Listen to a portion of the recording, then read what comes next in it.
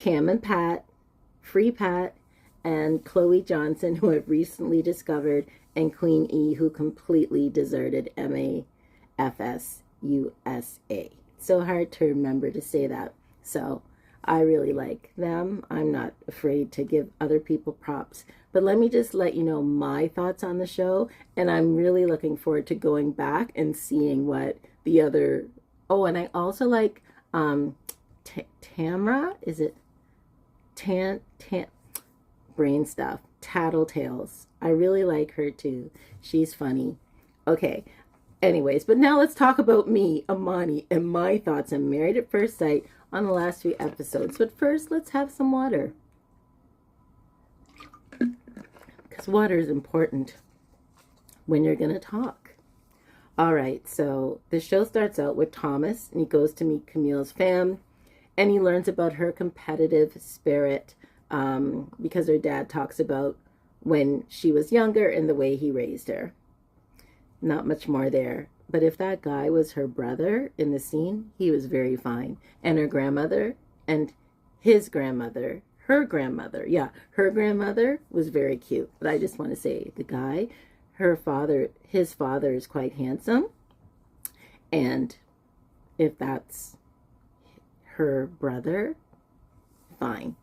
Just saying. Okay, let me continue. So then we have Michelle. She has her entire family meet up with David, and on the route, she asked David about the Eat You text, and he said it was no big deal. He wanted to eat his cousin Denise's food. But my boy was stuttering and lying, and he stutters and stumbles when he's lying. So you can already tell it's a lie. So Michelle basically got a text that seemed like it was a sext meant for somebody else and not her. But he said he wanted to eat his cousin Denise's food.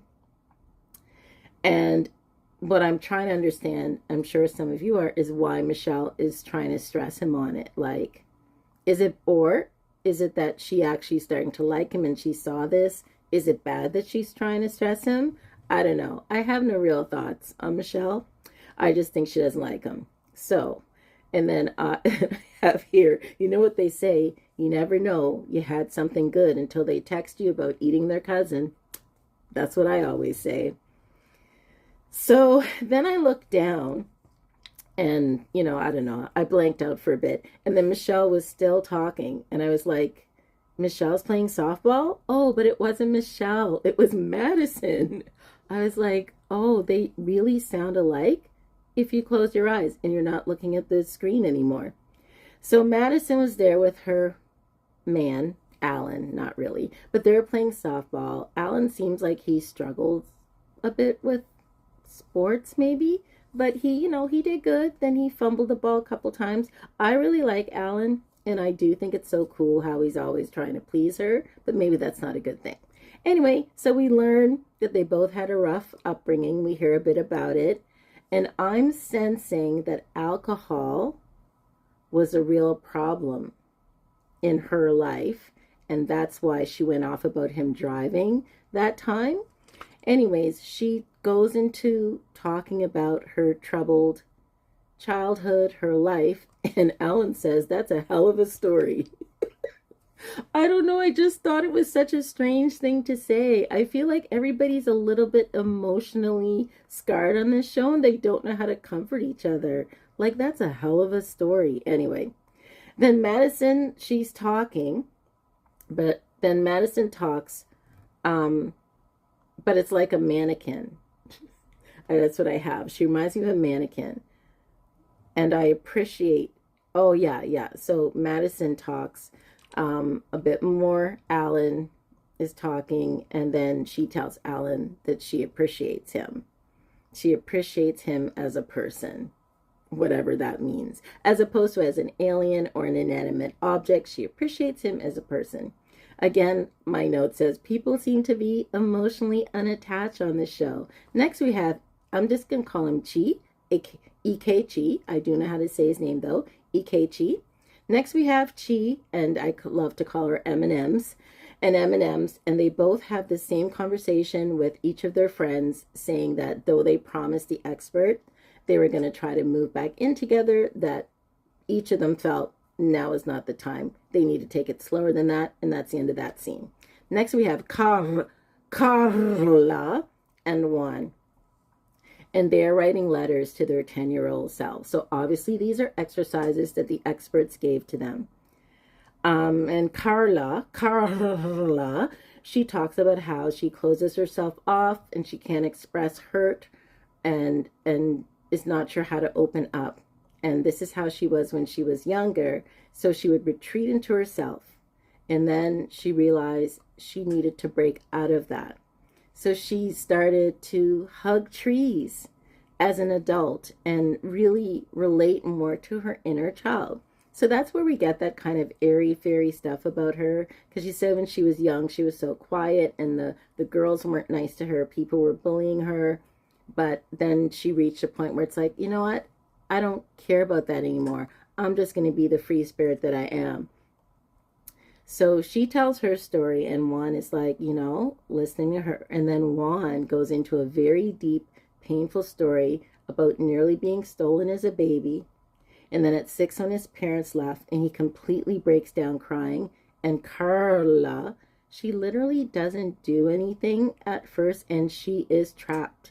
Like, she looks like she's trapped in her body, unable to hug him. Like, I'm telling you, emotional unattachment.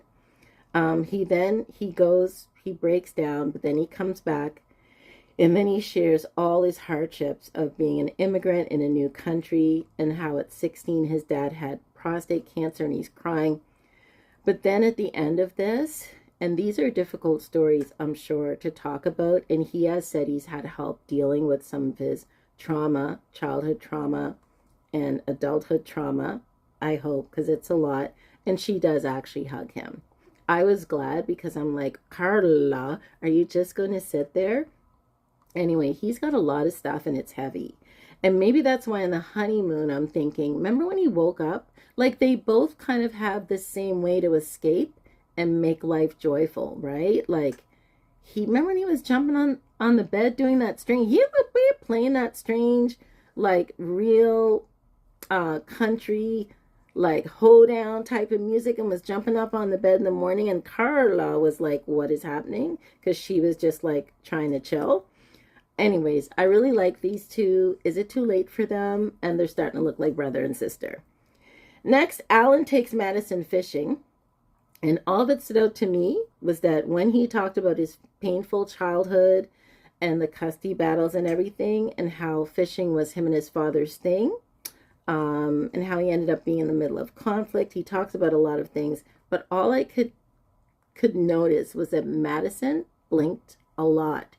Like, maybe there was something in her eyelashes, maybe the sun was hot, but to me it looked like she was blinking, like in the way that when you're bored and you're just trying to act like you're focused. I could be wrong, but that's how it looked. And then I have here, though she asked the right questions, it seems to be void of some type of emotion. But she does reach out when he talks about his stepsister and how he hadn't talked to her until the wedding. And that's when she does try to comfort him. And then I'm like, were the experts putting people together for a trauma bond? These are new words that I've learned on the internet of late, but this is what it seems like. I don't know.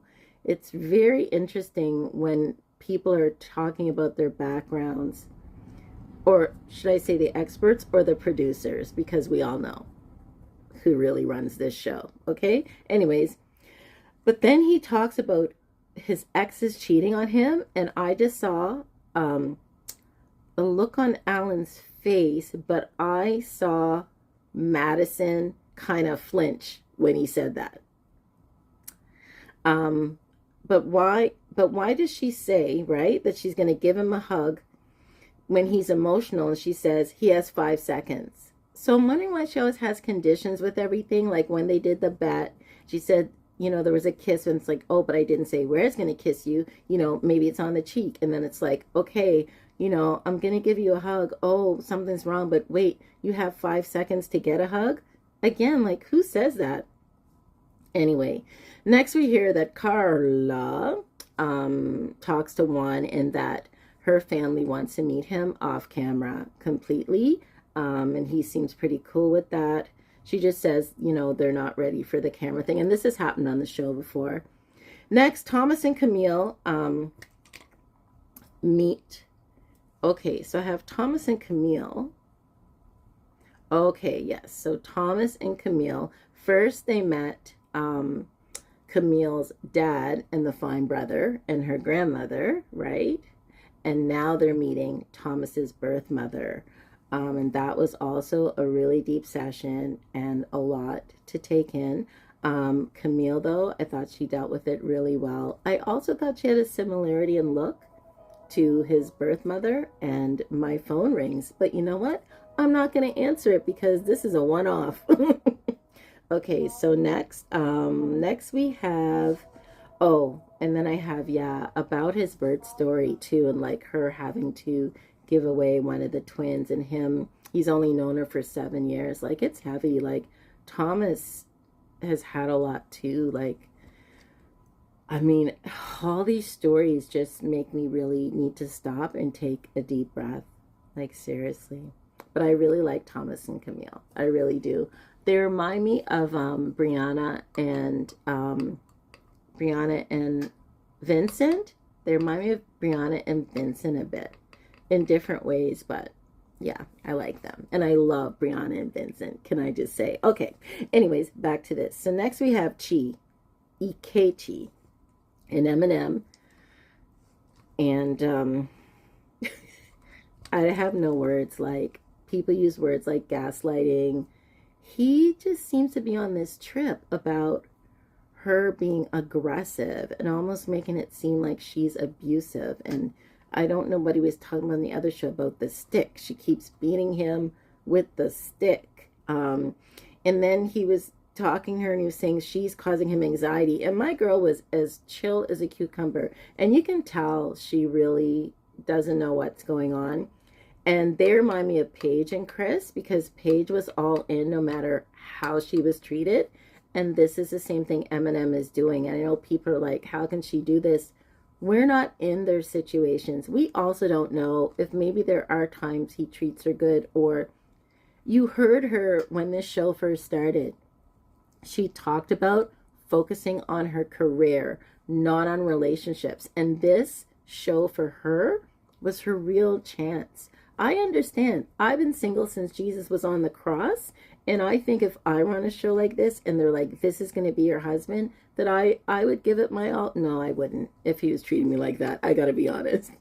I'm too like straight up for that. I'd be like, oh no, I'm out of here. Okay, but let me get back to Eminem. But I do think that's why she's really standing by him. And he just reminds me of a calmer version of Chris. He's doing the same type of same type of stuff, but it's not even covert anymore. I don't think he's passive aggressive. I think he's very direct, and he just wants to hurt her. It's like he just wants to crush her. And I do agree. It's ever since they went to her house and everything she showed in her house is like, oh, you have a karaoke machine. Oh, you have this. Oh, look at your counter. Oh, this must have cost a lot of money. Ever since then, inferiority complex hit him, and he has never been the same since then. It's like he felt threatened by her success, but she's worked hard for that. Listen, I have a good friend, and her, I would definitely, when her and her husband first met, they weren't on equal footing. But he's like awesome. He wasn't threatened by that. Like, I don't know. Anyways, that's what it seemed. And he just seems to be so cold. And he's telling her that she's causing him anxiety. No, he's causing me anxiety watching this show. I'm telling you, I got to give it to Eminem's. She's handling that like I got to give it to her. I think, though, she does talk about how she went off on him one time off camera. Can you blame her? She's being tortured. Silently at first, but now he's definitely being more aggressive with his torture. Anyway, So that happened. He's very cold, and I wrote here again, he's a calmer version of Chris, but he has a covert way of lashing out. But now I don't think it's as covert anymore, but it's very hard to watch. It's not hard to watch him. It's hard to watch her receiving that type of treatment because I think she's so beautiful and she's got a lot going for her. Anyway, next we hear that Juan and Carla, they had a great time. Juan loves Carla's family and the mother and the food, and they're very happy. So that went all good. Then we go back to Michelle, who's looking really nice, and she laughs a lot with her friend. And can I just say that with each show, Michelle's, she's looking better and better and better each show. Like, have you noticed? She's upping her game. I notice it. Anyway, she's upped her game.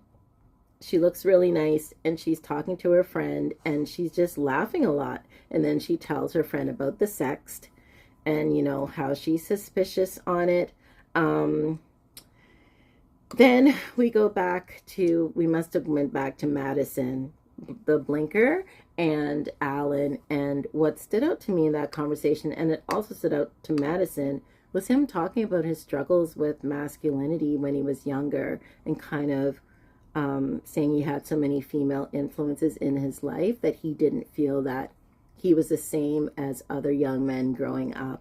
And I don't think that necessarily means that somebody is they're gay, or they're I don't think that that's necessarily what it means. I just think it's that, yeah, he has female influences in his life, and he's just wondering, like, maybe, and I think that's all about stereotypes too, of how men should be. And I don't think there should be a stereotype, because it's kind of the same thing. Remember, Camille really wanted Thomas to be like, I don't know, gangster or something. She wanted to bring out the gangster in him, and that's not who Thomas is. And I feel like sometimes we put stereotypes on men and women, on who they should be, what they should act like, and it just seems like Alan was doing that to himself. Again, I really like Alan. I just think he's a nice guy. Anyway, then Madison talks about losing her grandmother in a car accident, and I'm wondering if the person that hit her grandmother was a drunk driver. And like they don't say it directly, but she talks about not being close to her mother. Like, there's something going on there, and the way she reacted that time, it has to be that. Next, Carla meets Juan's friends, or is it Juan meeting Carla's friends? Meets Juan's friends, and the affection. Yes, no, Juan's meeting Carla's friends, but honestly, it's because they look alike, and I think I get confused as to whose friends are whose. But the Carla's friends bring up the affection, and how that's something that Carla really needs, and Juan continuously dodges the topic. And it's like, yeah, we're not there yet, pretty much. And scene. And then we end with Michelle and David, and the hilarious conundrum that I like to call Judge Michelle versus stuttering sideways. I'm with you, David, with the sideways ponytail David. And Michelle is digging in even more about this text that said, "You look so good, I want to eat you." And he's saying that it's about his cousin, Denise, and the food she had in Chinatown, and maybe it was dumplings or some type of food he can't remember. No, he deleted the picture. And she's like, but it just seems strange to me. And he just looks so guilty, you guys. Like, when he's guilty, he does this sort of stuttering thing where he's like, well. So I love this scene because I actually loved Michelle in this scene. It's like, okay, Michelle, get him.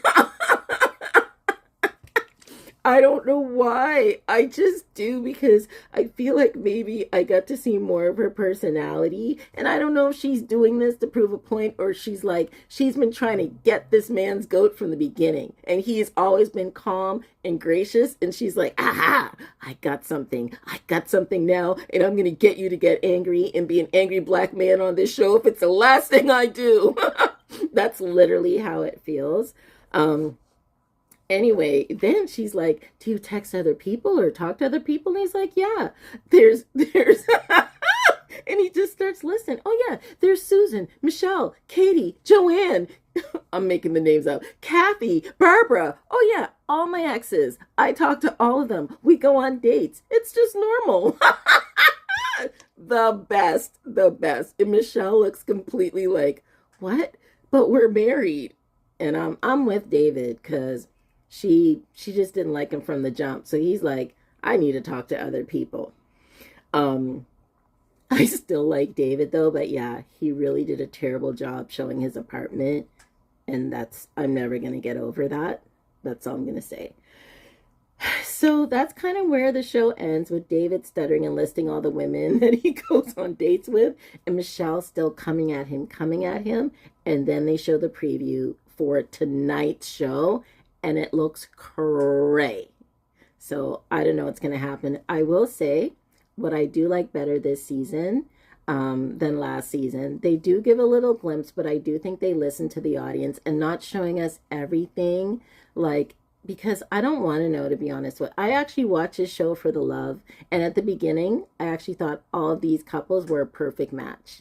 Now I think Carla and Juan are like brother and sister. I think Thomas and Camille, I love them.